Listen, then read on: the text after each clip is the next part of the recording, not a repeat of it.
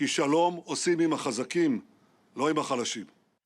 Mathieu, je ne vous ai pas entendu sur le contexte. Oui, sur le contexte, deux éléments. Sur la réponse israélienne, on a l'impression, en tout cas quand on écoute les détracteurs d'Israël et notamment l'Iran, que Israël n'a aucune bonne option par rapport à la lutte qui est nécessaire pour éradiquer le Hamas. Pourquoi ? Parce que lorsque Israël veut éradiquer le Hamas à Gaza, à Rafah notamment, les détracteurs d'Israël vont dire Israël commet des crimes de guerre, des crimes contre l'humanité, voire un génocide. Mais lorsque Israël pratique une politique ciblée et proportionnée de lutte contre les dirigeants du Hamas spécifiquement, on accuse Israël de vouloir régionaliser le conflit ou de vouloir l'escalade avec l'Iran et avec les autres puissances de ce qu'on appelle l'arc chiite qui a été mentionné jusqu'à présent.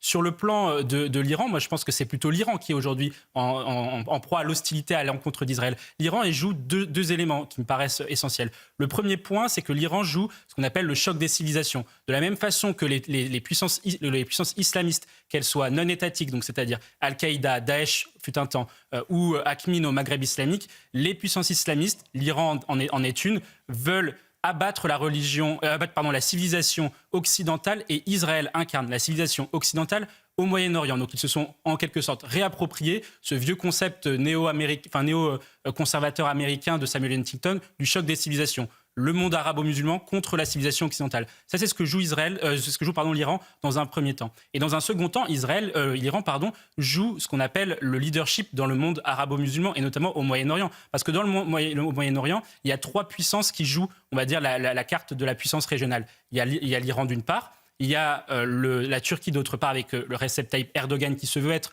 le sultan d'une certaine façon ottoman, qui rêve d'une nouvelle puissance ottomane et d'une Turquie très forte au Moyen-Orient. Et puis il y a l'Arabie Saoudite qui se veut, avec les clés justement de l'islam, les clés avec la Médine et la Mecque, qui se veut leader moral du monde arabo-musulman. Donc l'Iran joue aussi cela, et c'est pour ça que l'Iran utilise le conflit israélo-palestinien et donc soutient le Hamas très fortement pour pouvoir justement prendre à témoin les opinions publiques dans le monde arabo-musulman pour dire nous sommes le pays qui défend le mieux la cause palestinienne. Un dernier message, Muriel, juste avant qu'on parte et qu'on marque une première pause. Il ne faut pas oublier comment tout cela a commencé. Mais au-delà du modèle britannique effectivement qui est en question, c'est davantage la question de la politique migratoire qui est jugée sévèrement par les Britanniques. Parce qu'en fait, il faut bien se dire que les peuples européens et le peuple britannique en tant que tel en ont marre de subir l'immigration. Ils préfèrent la choisir.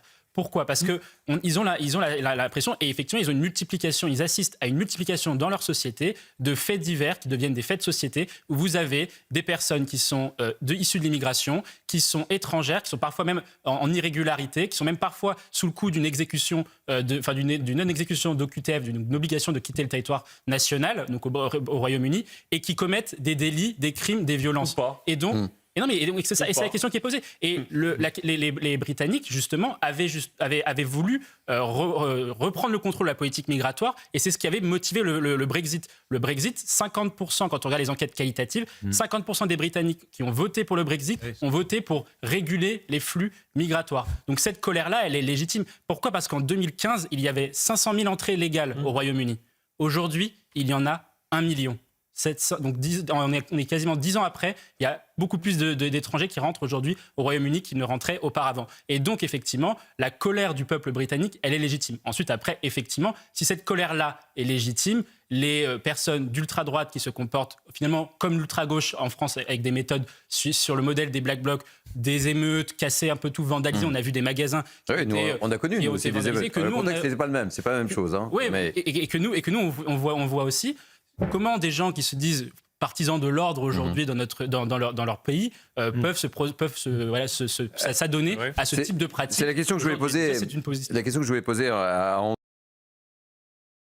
de baignade futur, on espère que ce 1,4 milliard servira à quelque chose. Non, mais effectivement, la France a besoin de se donner des grands projets d'avenir et des projets qui sont exceptionnels pour rayonner aux yeux du monde entier. Et effectivement, rendre la Seine baignable, c'est quelque chose qui, sur le plan technique... Et tout le monde voulait le faire. Hein. Jacques Chirac, déjà. Exceptionnel, effectivement. C'est Jacques Chirac, Emmanuel Macron, tout le monde a mis son grain de sable dessus. En revanche, la question qui va être posée ensuite, parce que par exemple, quand on compare avec nos voisins britanniques, on en parlait justement des Britanniques, ils se sont donné aussi un objectif de se baigner dans la Tamise, mais d'ici 2034. Donc on aurait l'occasion, si par cas la Seine devient baignable, on aurait l'occasion de montrer que nos ingénieurs français sont meilleurs que les leurs. Ça pourrait être intéressant. Ça peut être une médaille d'or. Hein. Ça peut être une médaille d'or. En revanche, par contre, le point qui est quand même important, c'est que les Parisiens et les Français veulent savoir aussi l'utilisation de l'argent public et l'utilisation de ces fameux 1,4 milliard d'euros. Futur lieu de Médiade. Voilà. Oui, mais le problème, c'est que on aurait pu construire 5 hôpitaux. On aurait pu construire 5 hôpitaux. Charles Ticket d'entrée à la piscine. C'est un serpent de Olivier. mer depuis des années. J'ai C'est pas le dit cas de le dire, j'ai pas dit un ragondin. Hein. Non.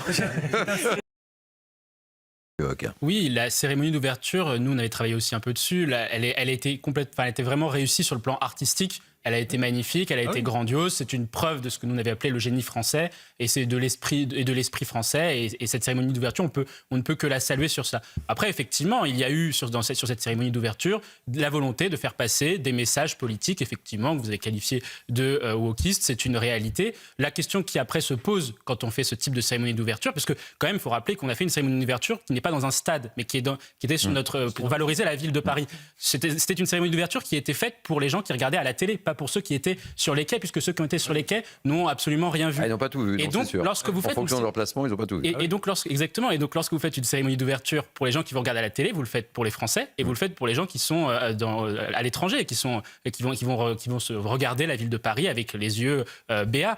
Et effectivement, quand vous faites une cérémonie d'ouverture de cette nature-là, vous devez être le plus consensuel possible. Et je ne suis pas certain que les messages politiques wokistes, entre guillemets, sont consensuels dans le monde. Et c'est pour cela que cette cérémonie d'ouverture a été censurée dans un certain nombre de pays, aux États-Unis, mais également dans le monde arabo-musulman. Et ensuite, je préfère vivre dans un pays où ça n'est pas censuré.